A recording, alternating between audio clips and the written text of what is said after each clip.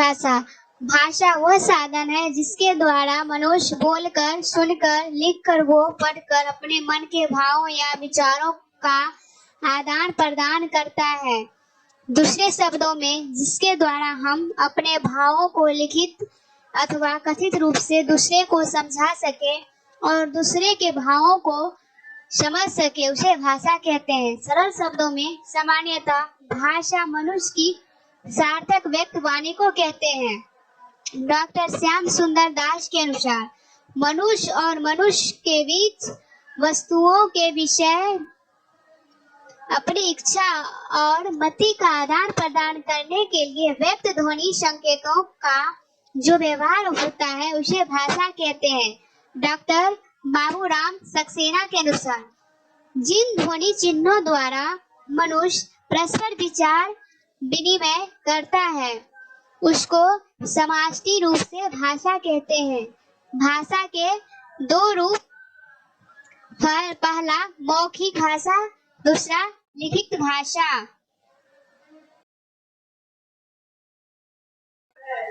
भारतीय संविधान में 22 भारतीय भाषाओं को मान्यता प्रदान की गई है। ये भाषाएं हैं संस्कृत, हिंदी, सिंधी, तमिल, तेलुगु, मलयालम, गुजराती, मराठी, पंजाबी, कोंकणी, कश्मीरी, उर्दू, उड़िया, असमिया, कन्नड़, बंगला, नेपाली, बोडो, डोगरी, मैथिली, संथाली और मणिपुरी आदि। भाषा के उपयोग। भाषा विचारों के आदान प्रदान का सर्वाधिक उपयोगी साधन है। परस्पर बातचीत लेकर मानव समाज की सभी गतिविधियों में भाषा की आवश्यकता पड़ती है। संकेतों से कही गई बात में भ्रांति की संभावना रहती है, किंतु भाषा के द्वारा हम अपनी बात स्पष्ट तथा निर्भ्रांत रूप से दूसरे तक पहुंचा सकते हैं। भाषा का लिखित रूप भी कम उपयोगी नहीं। पत्र, पुस्तक, समाचार पत्र आदि का प्रयोग हम दैनिक जीवन में करते हैं। लिखित रूप में होने से पुस्तकें, दस्तावेज आदि लंबे समय तक सुरक्षित रह सकते हैं। रामायण, महाभारत जैसे ग्रंथ तथा ऐतिहासिक शिलालेख आज तक इसीलिए सुरक्षित है क्योंकि वे भाषा के लिखित रूप में है।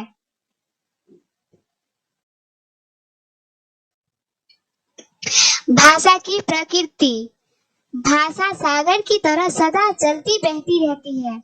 भाषा के अपने गुण या स्वभाव को भाषा की प्रकृति कहते हैं। हर भाषा की अपनी प्रकृति, आंतरिक गुण, अवगुण होते हैं। भाषा एक सामाजिक शक्ति है जो मनुष्य को प्राप्त होती है। मनुष्य उसे अपने पूर्वज से सीखता है और उसका विकास करता है। यह परंपरागत और अर्जित दोनों है। जीवंत भाषा बहता नीर की तरह सदा प्रवाहित होती रहती है। भाषा के दो रूप हैं, कथित और लिखित। हम इसका प्रयोग कथन के द्वारा अर्थात बोलकर और लेखन के द्वारा लिखकर करते हैं। देश और काल के अनुसार भाषा अनेक रूपों में बटी है।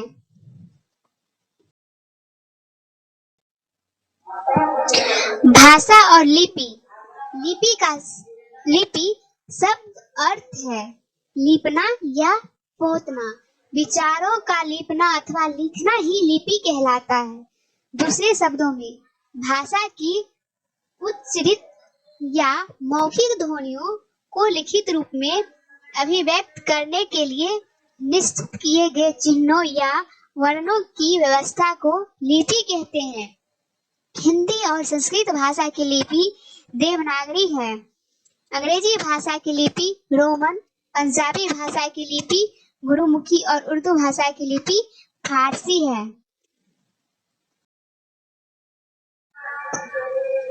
नीचे की तालिका में विश्व की कुछ भाषाओं और उनकी लिपियों के नाम दिए जा रहे हैं। कर्म भाषा लिपियां हिंदी, संस्कृत, मराठी, नेपाली, बोडो, देवनागरी में आते हैं। दूसरा, अंग्रेजी, French, German, Spanish, Italian, Polish, Mizo ये रोमन में आते हैं।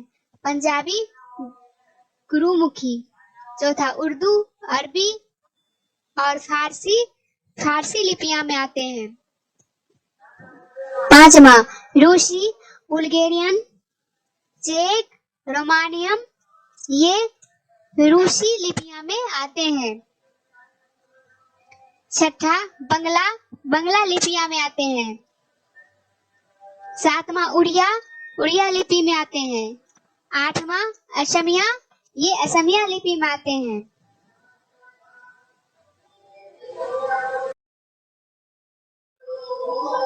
हिंदी में लिपि चिन्ह देवनागरी के वर्णों में 11 स्वर और 41 व्यंजन है।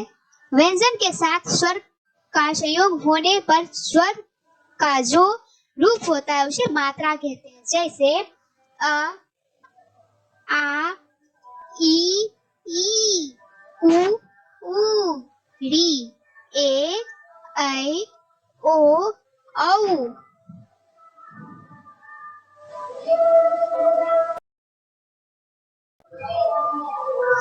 देवनागरी लिपि एक वैज्ञानिक लिपि है।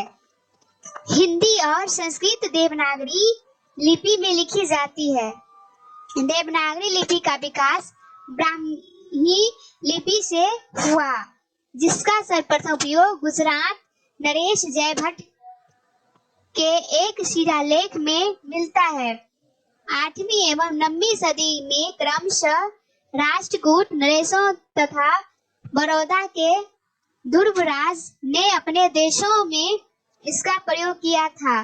महाराष्ट्र में इसे बालबोध के नाम से संबोधित किया गया है। विद्वानों का मानना है कि ब्राह्मी लिपि से देवनागरी का विकास सीधे नहीं हुआ है, बल्कि ये उत्तर शैली की कुटिल, शारदा और प्राचीन देवनागरी के रूप में होता हुआ वर्तमान देवनागरी लिपि तक पहुंचा है। प्राचीन नागरी के 2 रूप विकसित हुए हैं, पश्चिमी तथा पूर्वी। इन दोनों रूपों से विभिन्न लिपियों का विकास इस प्रकार हुआ है।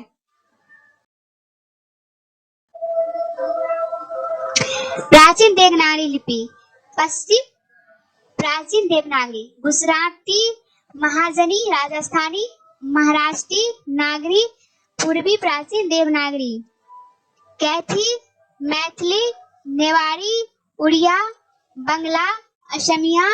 संक्षेप में ब्राह्मी लिपि से वर्तमान देवनागरी लिपि तक के विकास क्रम को निम्नलिखित आरेख से समझा जा सकता है।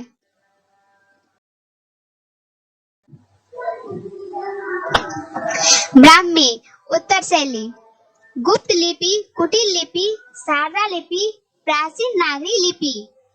प्राचीन नागरी लिपि पूर्वी नागरी मैथिली, कैथी, नेवारी, बंगला, असमिया आदि।